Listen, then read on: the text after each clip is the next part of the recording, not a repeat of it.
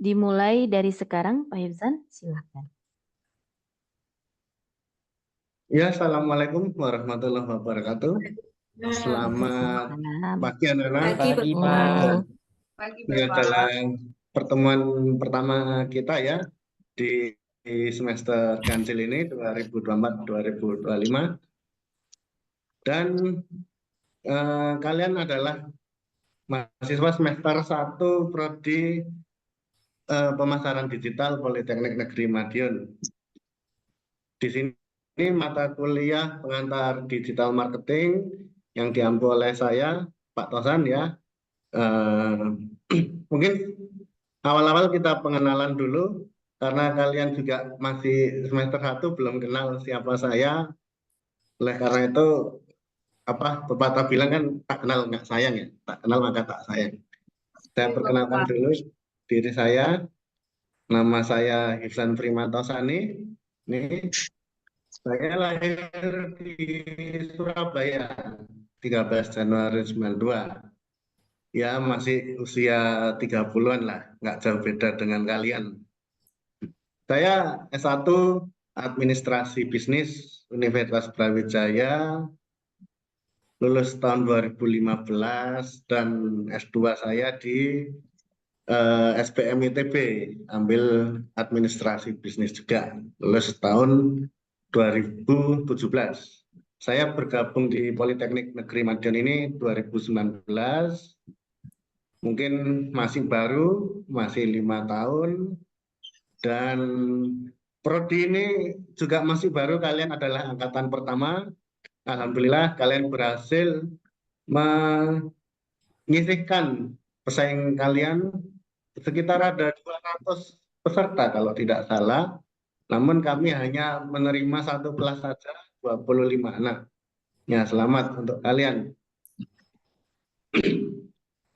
Oke, selanjutnya ini mungkin aturan kelas saya ya, yang biasanya saya terapkan. Saya pasti masuk on time. Saya pasti masuk dan on time. Saya tidak pernah terlambat.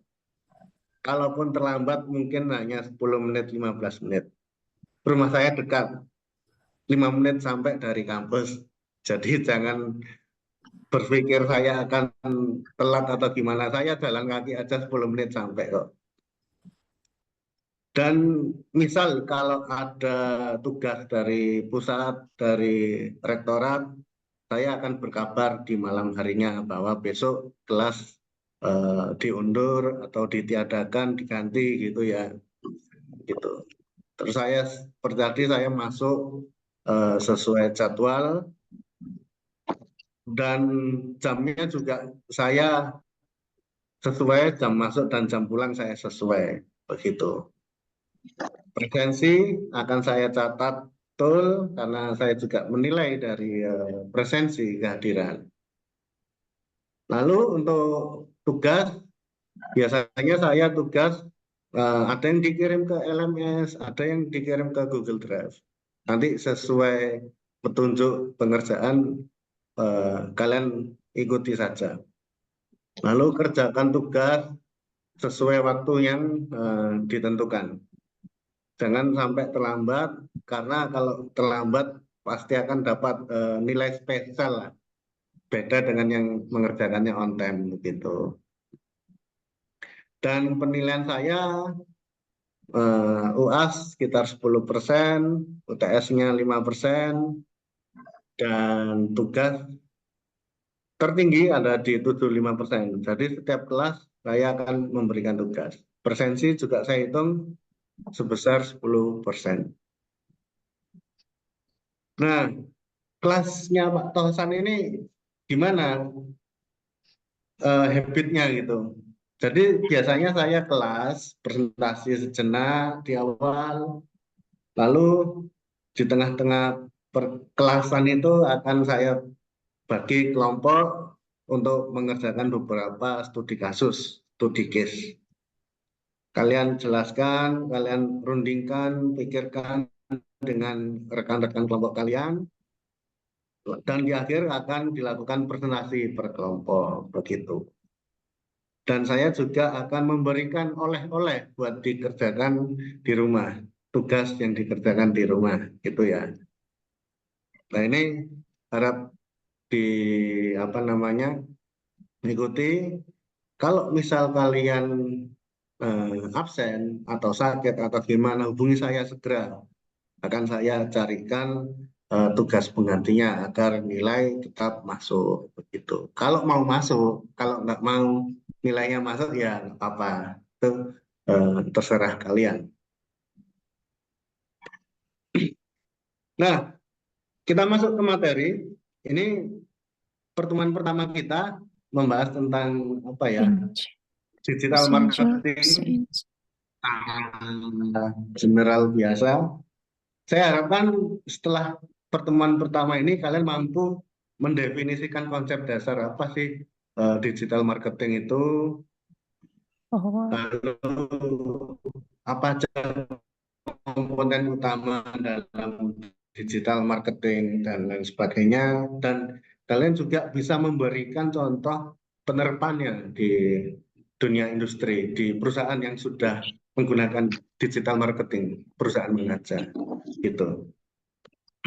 Nah, sebagai awalan, saya ingin tahu siapa yang ingin menjelaskan apa itu digital marketing. Yang tahu? Oke, kalau nggak ada yang tahu, akan saya berikan sedikit penjelasan ya, video singkat. Apa sih digital marketing itu? Oke, saya buka videonya. Mari ditonton.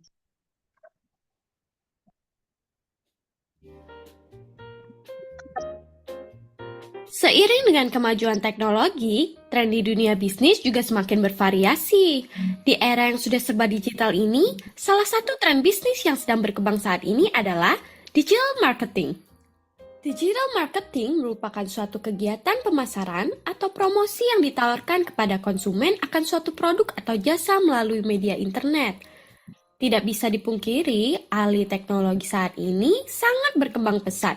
Segala aspek mengalami perkembangan, begitu juga dalam dunia bisnis. Digital marketing sangat berperan penting dalam dunia bisnis saat ini.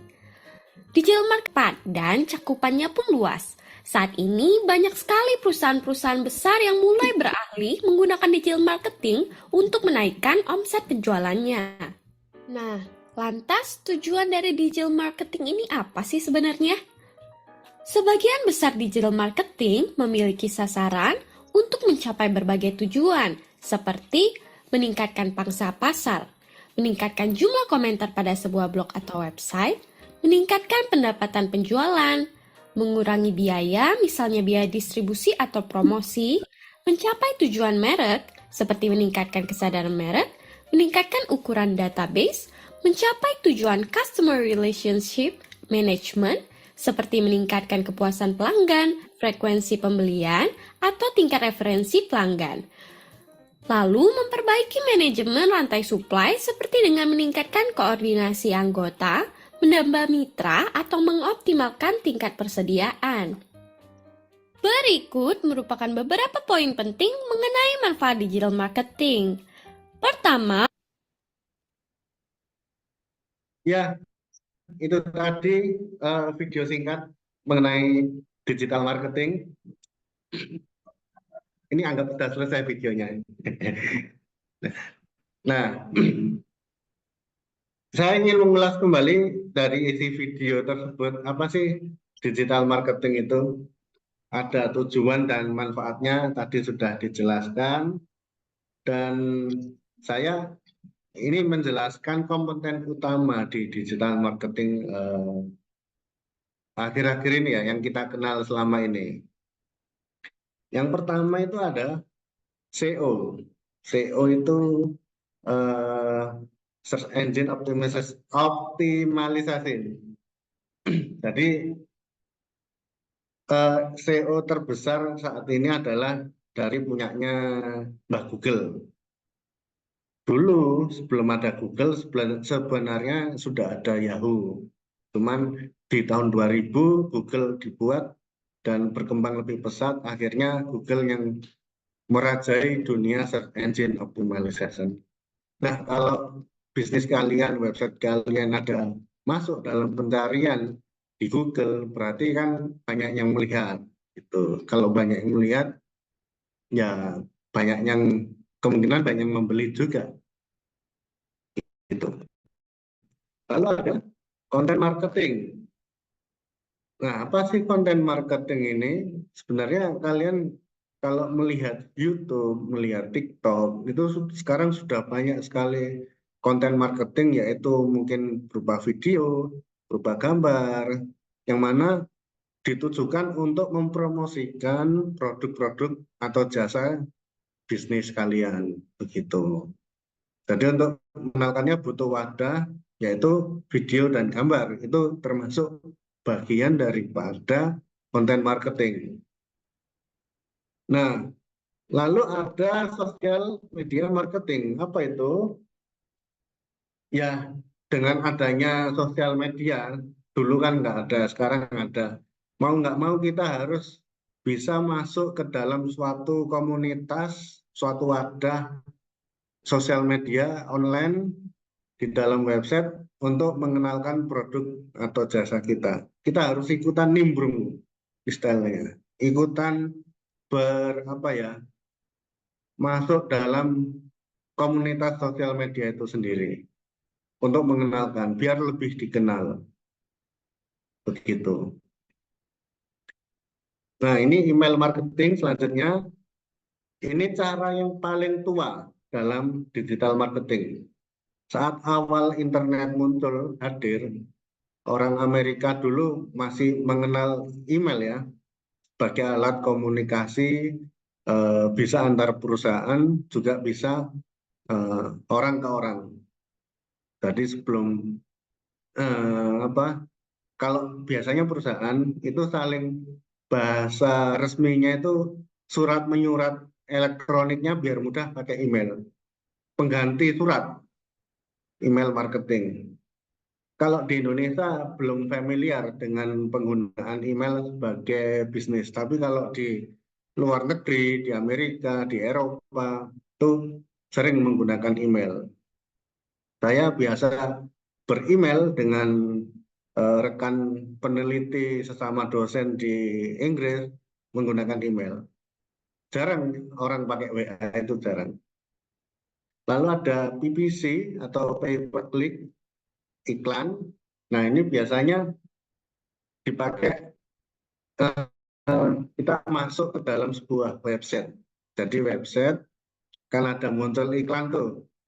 Nah, iklan kalau diklik oleh seseorang itu kita harus membayar. Itu namanya PPC, pay per click gitu. Oke, mungkin itu penjelasan singkat dari saya. Selanjutnya kalian akan berkelompok untuk memecahkan masalah ya dalam tugas yang saya berikan.